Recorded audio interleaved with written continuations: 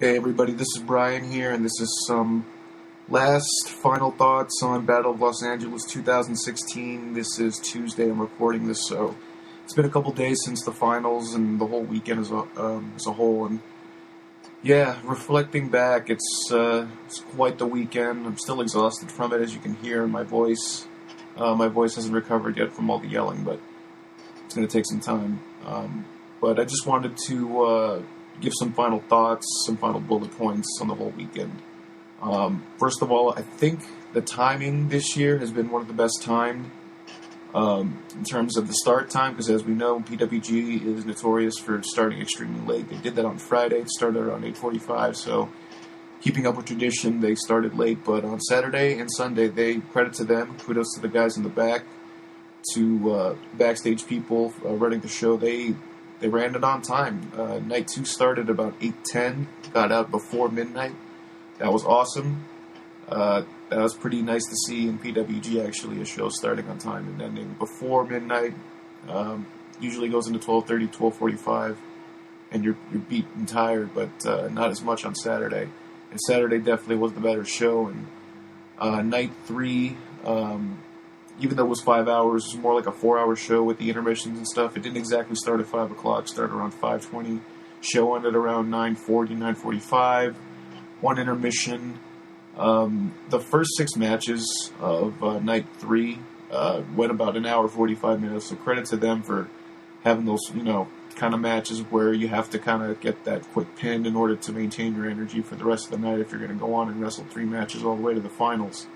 And, Will Ospreay was pretty beat up by the time he got to the final. It looked like he got into a fight before he got into the final. He had some bruises, and his arm was, dangling.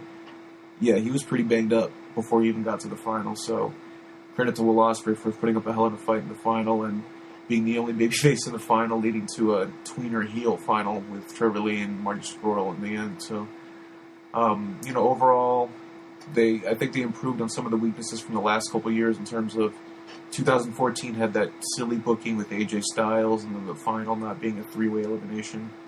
Last year, everything seemed to be top-notch in the booking, except they didn't have a heel in the main event, or in the final. Last year was 3 babyfaces with Hero, Bailey, and Sabre, and this year they kind of changed it up a bit with Marty being the pseudo-heel, even though the crowd cheers him, and then you got Trevor Lee, which the crowd does... I'd say it's 60-40 at this point in terms of 40% still cheer him, 60% boo him because of the TNA stuff. And the delete thing is, God, I don't know how. God help us. It's over in PWG, so that's going to be a thing for a little bit, kind of like the Charlie Sheen. Hopefully that goes away because stuff like that usually doesn't last, but we'll see. I could be wrong. The timing this time is very much... a turnaround from the last couple of years of Bola where everything just seems so long. On night 3 where it just kept going and going and going and going. Night 3 this year felt like, it didn't feel too long. It felt right. It felt like more like a 4-hour show, like I said, not necessarily 5, even though it did go to 9:45. But, like I said, they got 6 matches done with an hour and 45 minutes in, so that was pretty nice. I mean, usually 6 matches in an hour does not go an hour 45 minutes. In PWG, 6 matches usually goes 2.5 hours sometimes. So good on them for that. Another thing I wanted to talk about was Chris Hero. I thought Chris Hero had a hell of a weekend. He had a crazy great match with Jushin Thunder Liger. It's everything I kind of expected that match to be, especially with that size difference. And he made a great story in that match, and Liger told a great story as well. And it's a feisty underdog that doesn't want to give up even though he's old and smaller, but Hero, kept taking him down, and finally had to elbow him to the ground, and that was that. But the tremendous match between those two, Liger at the age of 51, coming in and just, being as good as everyone else on the show this weekend. So it's amazing to see him at that age and kind of have this, I guess, farewell. I mean, he's not going to be in the J Cup or the J tournaments anymore, the junior leagues in New Japan. He's kind of done with that thing. He's kind of having his farewells, I guess. It makes sense, and I'm glad that he came to Reseda. I mean, he's been in PWG before, but coming actually out to Reseda and into the heartland, so to speak, and pretty dope to see him live, and I'm glad everyone got their pictures with him. I'm not the kind of guy to get a picture with him, but I did shake his hand when I gave him the card, so that was pretty dope. So the fact that I got to shake Jushin Thunder Liger's hand was awesome. But going back to Chris Hero, I think his heel turn, quote unquote, if you read his Twitter, I thought it was great. I thought they could have done more with it, though. I felt like there was a perfect opportunity at the end when Sabre and Marty Scurll were shaking hands at the end that Hero should have came in, beat up both of them, pile drive both of them, and just become that new big heel. Because it seems like with Roddy gone now, the number one heel in the company, I mean, we don't know. It could be Adam Cole, it seems like, but it's not really. They're not really pushing this big deal since now he's the Ring of Honor champion. They can't really put him in situations where he can lose, so to speak. So, yeah, it's going to be interesting. It's going to be interesting. That's why I think Chris Hero should kind of develop that hero character, or the heel character more, and kind of just be this mean-spirited kind of almost like Kevin Steen was when he turned heel, when he would wrestle smaller guys like him in ACH. He would just beat up on ACH when they had that one match. So I think Chris Hero should kind of like play with that idea and kind of be like a bully a little bit with his size and kind of just be like this guy that's been there for, like, I don't know, 18 years now, 16 years, 17 years, and just is like this grizzled veteran that he's just kind of like upset all the time now, which is grumpy. I think that can work, and I think he should be, I don't know, there should be something big at the next PWG show where maybe take someone out. Maybe he has a rematch with Mark Andrews and they have a really competitive match, and then in the end Hero just destroys him again, you know, just try to get Hero over as this big-time dirty heel. I think that'd be the smart thing to do, and maybe build Trevor Lee now that he got this kind of like final run to the finals, I should say. Maybe him as the number 2 heel, and then kind of put him in certain situations where you can have him challenge for the title against like Zack Sabre Jr. Even though they did that match earlier this year, I thought they pulled the trigger too early on that match. I felt like they had a title match potentially in the future. They can probably still do it again. I don't know. We'll see. But it looks like Ospreay's going to get the first title shot, and then the big Marty Scurll match after that. So that'd be something to look forward to towards the end of the year. So yeah, that's. I mean, let's see. What else? What did I want to talk about? Oh, okay. So the Lucha Underground guys. God, I hope they come back. I hope Pentagon Jr. comes back. I hope Phoenix comes back, and not just like this once a year thing. Them as a tag team is incredible. Like, they are incredible. I mean, yes, they're brothers, so they know each other well, but it just feels like they're on the same page, kind of like the way the Young Bucks are, and the way that, man, brothers versus brothers, that has to be the match of the weekend for me. If I were to say the top 3 matches of the weekend, number 1, definitely, for me, I know people are probably going to say the 6-man tag from night 2, but for me, it was the night 3 tag team title match, because that got really crazy at the end, and I almost started getting goosebumps in that feeling you get when, oh my god, is there going to be a title change kind of feeling, and kind of happened towards the end, but, you know, shenanigans and kickouts and all that kind of thing, the typical stuff in a big, epic Young Bucks tag title match, and this is probably one of the top tier Young Bucks title matches in the history of PWG, just because of the athleticism and the spots, and, I mean, yes, we know that, you know, quote-unquote, these matches are like high spots, the whole thing, these tag matches with the Bucks, but I don't know, the way this one flowed and kind of like the story they were telling, and then the way they were doing their usual spots, but then, you know, doing variations of it, so it made it fresh, you know, and the fact that I guess, supposedly, Nick Jackson called it on the fly. He did that over-the-top rope diving Meltzer driver on the floor. Jesus Christ, it was just total insanity. And, man, Phoenix and Pentagon Jr. just work incredibly well together. I know that Pentagon Jr. is like the big single star or whatever. He does draw for a lot of small-time indie promotions, from what I've heard and what I've read, and looking at the attendance, like a small show on a Thursday, I think, somewhere in, like, not LA, but somewhere in, like, Southern California, he sold out the building, and it was like a gym or something, and yeah, the tickets were cheap, but the fact that it was Pentagon Jr., his name sold out the building. So I think there's something there with Pentagon Jr. in terms of being a draw, but if they can't push him as a singles here, then I think as a tag team would make it so unique, because they don't normally tag team together. They're not tagging on Lucha Underground. I think they're done with AAA based on what it seems like. So if they're done with that and they can just, you know, stick to the U.S. Indies, maybe go back and forth between Mexico and hopefully just I mean, he's the AEW heavyweight champion still. It looks like they're going to build him up. I mean, there's no way that, Ciampa would have won anyway. Sami Callihan looks like he wants to get the title back from him. But I think it's going to be Hero and Pentagon Jr. at the end of the year. So that's what I'm predicting. So if that's true, then I think you can still book them during the year. And them as the tag, I mean, they should, if they could, man.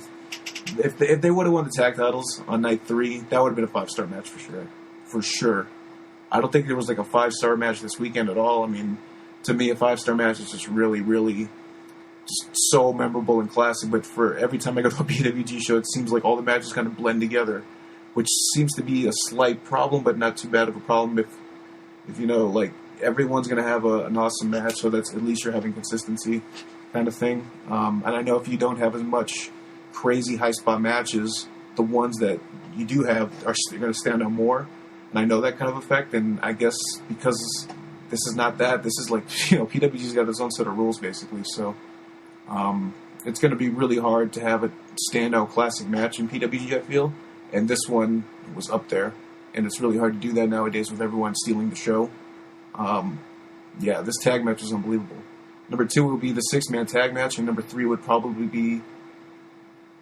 No, I take that back. Number 2 is actually the other Pentagon Jr. Phoenix tag against Chris Hero and Tommy, and that one was just as incredible. Probably the best spot in the whole weekend is probably in that match where Pentagon Jr. somehow lifts up Phoenix, puts him on his shoulders, and Phoenix does a moonsault off his shoulders to the floor on Hero and Tommy, and that was the most incredible thing I've ever seen live, I think, or at least one of them.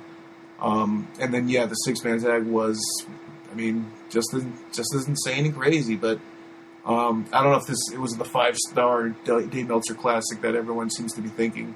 I guess I'm just kind of numb to all these 6-man tag team matches or tag matches with the Bucks, which is why I think that tag match with Phoenix and Pentagon Jr. is like close to a classic, just because it stood out so much amongst the other crazy Young Bucks matches that I've seen.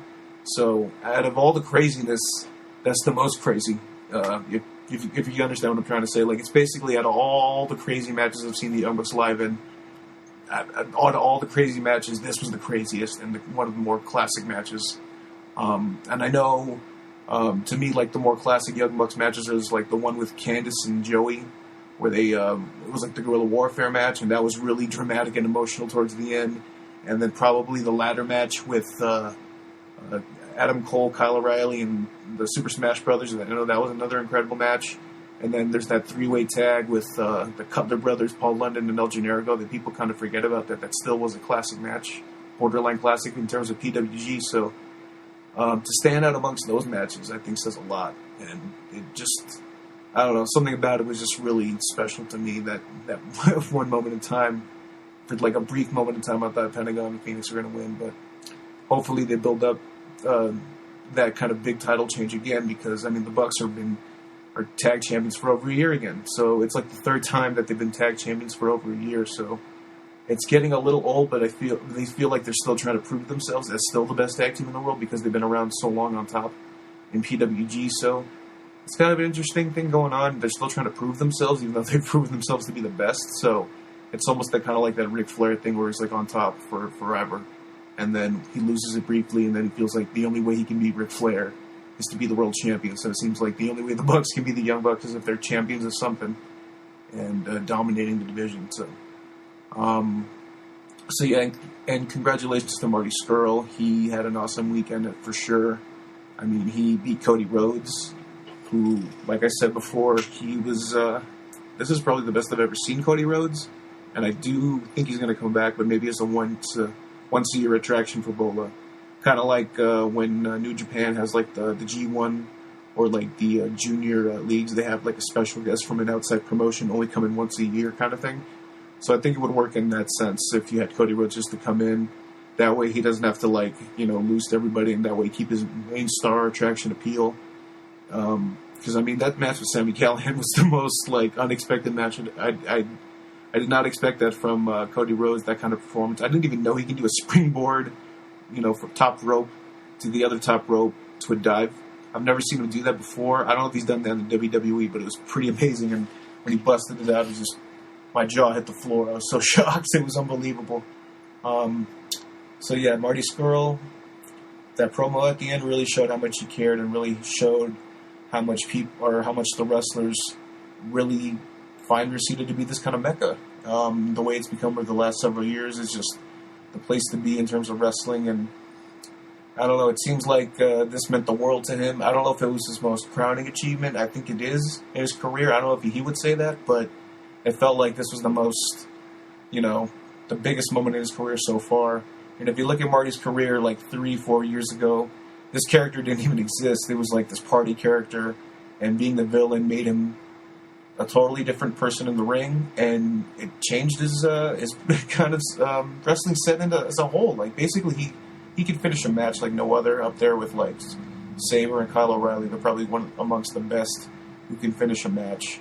And they build up all this drama towards the end with their submissions, and then reaching for the ropes. And once the guy gets the ropes, he has this Greek babyface comeback. And then out of nowhere, you have a front suplex into a chicken wing, or ducking a clothesline and then turning it into a chicken wing kind of thing. He's just got all these counters to get into the chicken wing.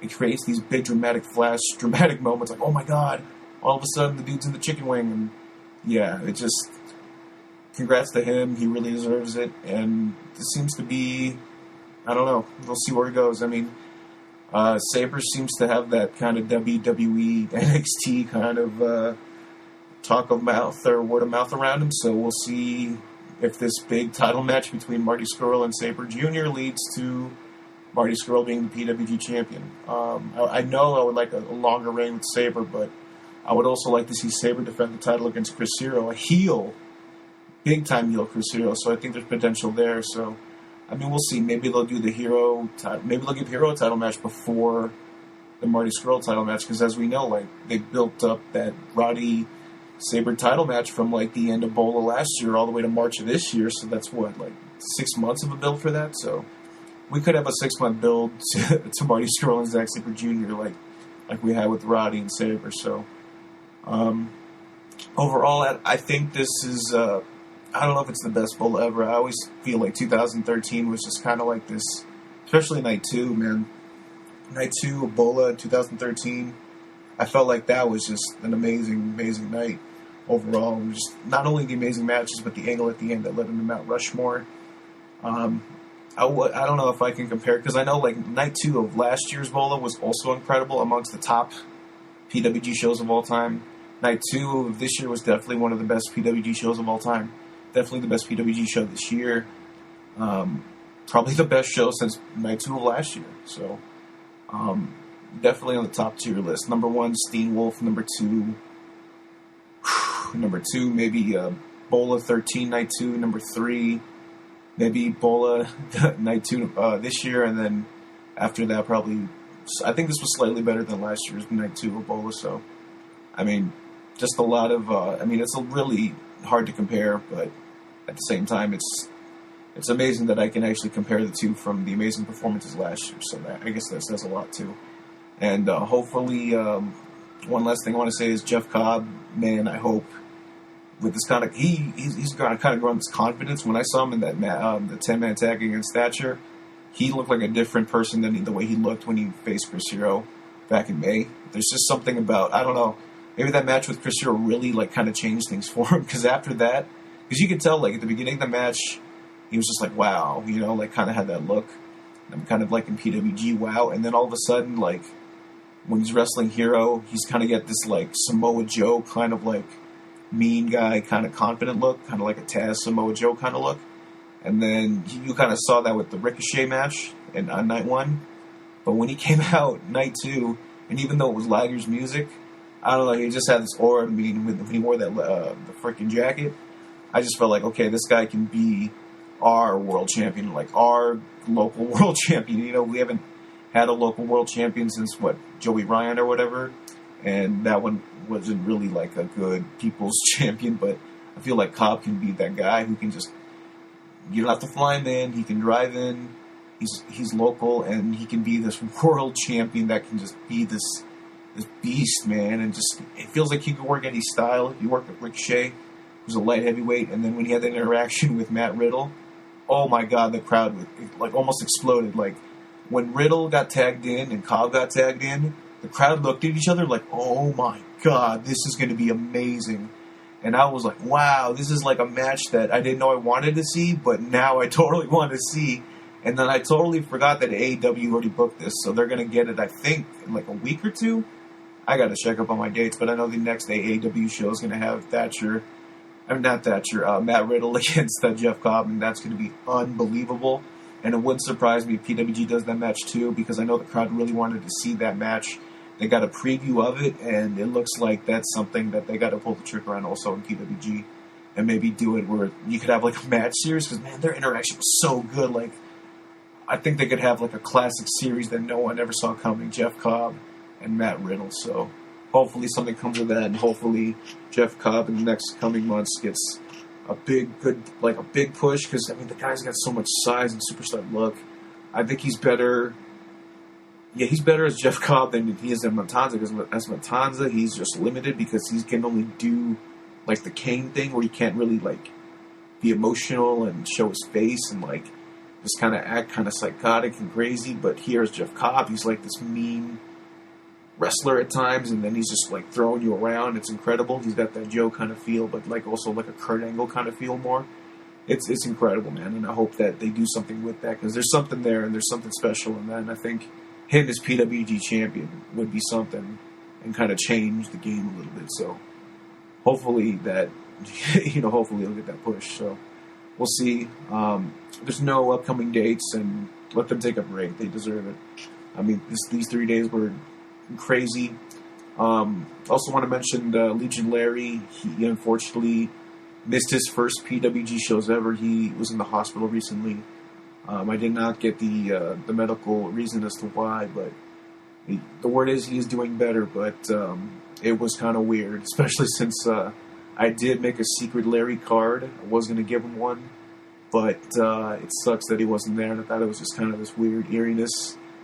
There was some weird eeriness amongst the fans talking about Larry outside waiting in the line.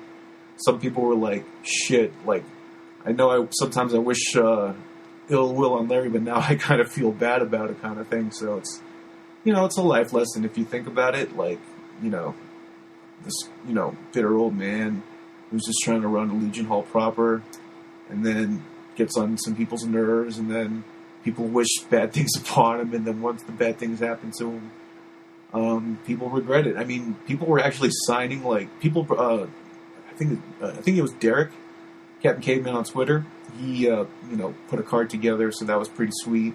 And then we put the Larry card in the card, so it's a little gift for Larry. Hopefully, the guys at PWG can get that to him. But, get well, Larry, and, keep coming back to PWG and yell at the fans for breaking the rules and putting up with the neighbors who complain about the loud noises. So, thank you, Larry. And that's pretty much it for this Bola reflection. Just my final thoughts on everything. Just kind of like a last-minute reflection.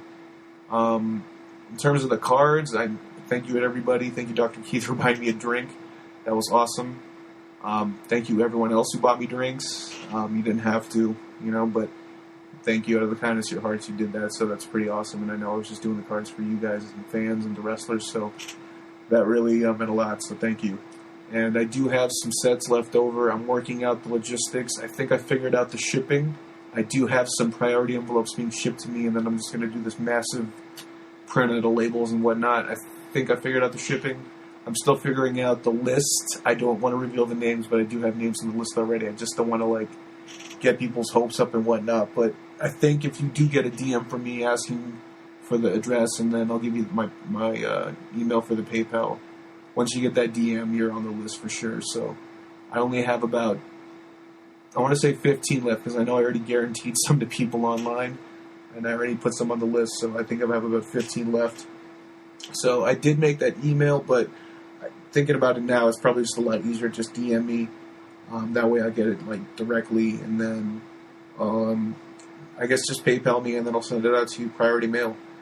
So basically that's the setup for that, and I'll let people know on my Twitter how many I exactly have left once I figure out how many are left, basically. But the certain people who didn't get theirs this weekend, you're going to get one for sure. Don't worry. I'm talking about you, Chris. I'm talking about you, Jerome, Kevin. CR, I'm hooking you guys up for sure. Everyone else, I ran out of sets. I'm sorry, but sorry, but that's how it is. But I do have a few left, and hit me up on Twitter, Brian the Brain, about that. And then if you also want to talk about pop culture, wrestling, I do want to check out this whole last Battle of Atlanta thing. Unfortunately, my computer was fucking up, so I didn't get to watch that quite yet, but I do want to watch that. Just the fact that you can watch this classic house show footage that I know house show footage exists for certain things that they taped, and even though there's no commentary or it doesn't look good, that they don't want to release it. Like, I know it exists. So, I mean, with this kind of like release of stuff, you know that WWE has this whole vault of shit that they can easily release. So, I'm just hoping that more of that is coming. So, that's my little thoughts on the WWE Network at the moment with their little vault release. So, I'm excited for that. So, thank you everybody for listening. Check out the store, pwponderings.com/store, and support us. And thank you for all the recent purchases, both domestic and international. We sold some stuff internationally, so that's pretty cool. Everyone's digging my work across the world. So, thank you again for listening. Thank you, PWG. Thank you, fans, and thank you for all the support. And I'll talk to you guys soon. Peace.